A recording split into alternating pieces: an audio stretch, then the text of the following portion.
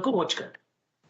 Okay, ठीक है, इन stocks को रखिएगा रडार पे, लेकिन अब वो नाउ शोइंग इलारा सिक्योरिटीज के करण तौरानी साहब अब आपको आपकी स्क्रीन पर नजर आएंगे। करण बहुत पैनी नजर रखते हैं मीडिया स्पेस पे, बहुत क्लोजली पीवीआर को ट्रैक भी करते हैं। और खैर इस वीकेंड का सबसे बड़ा न्यूज पैक तो यही था जो मेगा मर्जर का अनाउंसमेंट आया।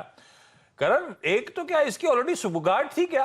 आप भी एंटिसिपेट कर रहे थे कोई मर्जर? हम तो सिनेपोलिस सिनेपोलिस सुन रहे थे और ये हो गया आइनॉक्स और पीवीआर के बीच में। ये मेगा मर्जर कैसे देख रहे हो आप?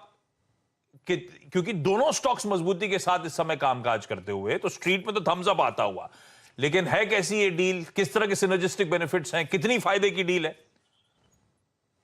तो डेफिनेटली सबने एक्सपेक्ट किया था कि सिनेपोलिस और पीवीआर की कुछ बात चल रही है मीडिया रिपोर्ट्स के हिसाब से। बट आई थिंक ये डील बहुत ही ज्यादा बड़ी डील है। ये एक हिस्टोरिक डील है। और इसका बहुत ही बड़ा एडवांटेज आएगा दोनों ही चेन्स को। मेरे हिसाब से आइनॉक्स को थोड़ा ज्यादा एडवांटेज आएगा, बिकॉज आइनॉक्स के जो मैट्रिक्स है, स्पेसिफिकली एडवर्टाइजमेंट रेवेन्यू जो उनकी आती है या कन्वीनियंस फी जो उनकी आती है ऑन अ पर स्क्रीन बेसिस, वो पीवीआर से थोड़े डिस्काउंट पे है।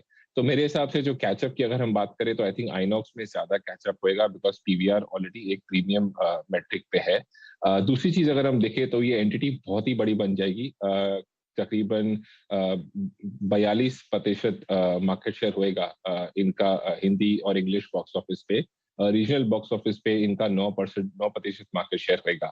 तो मेरे ख्याल से अगर हम बात करें कि आगे चल के थिंग्स कैसे पैन आउट होएगी, एक तो इनकी स्केल बड़ी हो जाएगी। तकरीबन 50% की जो मल्टीप्लेक्स स्क्रीन्स है वो इन दोनों चेन्स के पास है, और बाकी जो चेन्स है वो मार्केट शेयर, स्क्रीन शेयर, सारे ही मेट्रिक्स उनके मतलब कम है। और इवन आप एडवर्टाइजिंग पर स्क्रीन या कन्वीनियंस फी या स्पेंड पर हेड टिकट प्राइसेस की बात करें, सारे कुछ डिस्काउंट पे हैं। तो मेरे ख्याल से ये एक प्रॉपर मूव रहेगा टुवर्ड्स प्रीमियराइजेशन, एक बहुत ही बड़े तरीके से। और I think it is a win win for both the companies. फिर सिनर्जिस्टिक बेनिफिट्स कई सारे आने वाले हैं, दोनों कंपनीज के लिए एक विन विन है। Karan, last to last week movie देखी थी, 500 का टिकट पड़ा था। लास्ट वीक इस वीकेंड देखी थी तो 1000 का टिकट पड़ा था। अब इस तरह का giant merger in the making है, तो अब ये और दाम बढ़ जाएंगे ना? इस तरह की मोनोपोलिस्टिक पोजीशन में जा रहे हैं लोग। तो जा तो रहे मोनोपोलिस्टिक पोजीशन में, बट मेरे हिसाब से टिकट प्राइस ऐसे कुछ ज्यादा नहीं बढ़ेगा। मे बी अगर हम देखें आइनॉक्स और पीवीआर की जो डिफरेंस है टिकट प्राइस में, आइनॉक्स कुछ 5 या 10% डिस्काउंट पे चल रहा है पीवीआर के कंपैरिजन में। तो मेरे ख्याल से थोड़ा वहां पे कैचअप होएगा। बट ज्यादा अगर ये टिकट प्राइस बढ़ाने की कोशिश करेंगे तो इसका बहुत ही ज्यादा नेगेटिव इम्पैक्ट फुटफॉल पे आएगा। अगर हम कंपैरिजन करें, जैसे कि 83 जो फिल्म आई थी या सूर्यवंशी जो फिल्म आई थी, उन फिल्मों की जो टिकट प्राइसेस थी वो बहुत ही ज्यादा थी, राइट? और उसके हिसाब से उनके फुटफॉल पे नेगेटिव इम्पैक्ट दिखा था।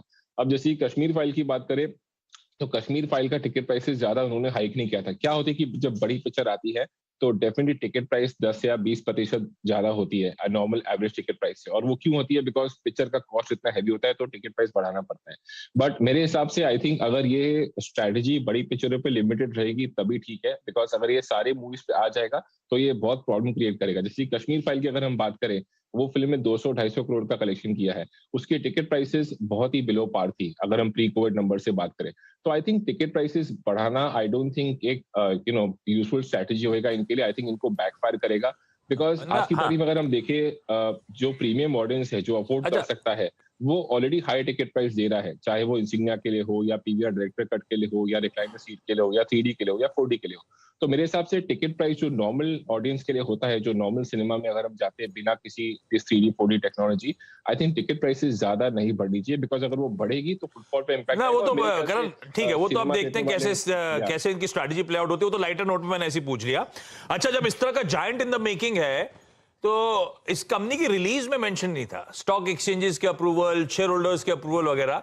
CCI competition commission of India की मंजूरी की जरूरत नहीं पड़ेगी क्या? क्योंकि मल्टीप्लेक्स स्पेस में तो 50% का मार्केट शेयर तो शायद सुमोटो मोटो कॉग्निजेंस सीसीआई लेता हुआ नजर आए।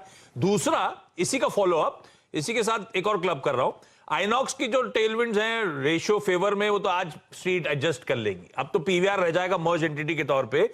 पीवीआर का इवेंचुअल टारगेट आप लोग क्या लेके चल रहे हो? राइट, तो मेरे हिसाब से आई डोंट थिंक सीसीआई का इसके ऊपर इशू है, बिकॉज आई थिंक सीसीआई के हिसाब से मर्जर अलाउड नहीं है अगर दोनों कंपनीज के एंटिटीज के रेवेन्यू 1,000 करोड़ के ऊपर है। और FY21 की अगर हम बात करें, जो कोविड ईयर था जहां पे पैंडेमिक आया था, दोनों को सीवियर इम्पैक्ट आया था, दोनों का कंसोल रेवेन्यू इस 1,000 करोड़ के नीचे है। तो आई डोंट थिंक उनकी अप्रूवल की जरूरत पड़ेगी, बट पता नहीं, अनसर्टेन सिचुएशन के हिसाब से थोड़े कुछ चेंजेस हुए तो उनका भी कुछ रिस्क हो सकता है। वो छोटा रिस्क है मेरे ख्याल से। बट अगर हम टारगेट प्राइस की बात करें तो पीवीआर में एक ही ट्रिगर बचता है, वो है री रेटिंग का, क्योंकि पीवीआर का जो मल्टीपल है वो तकरीबन 14 time EV EBITDA average multiple हम उनको देते थे वो स्टॉक को।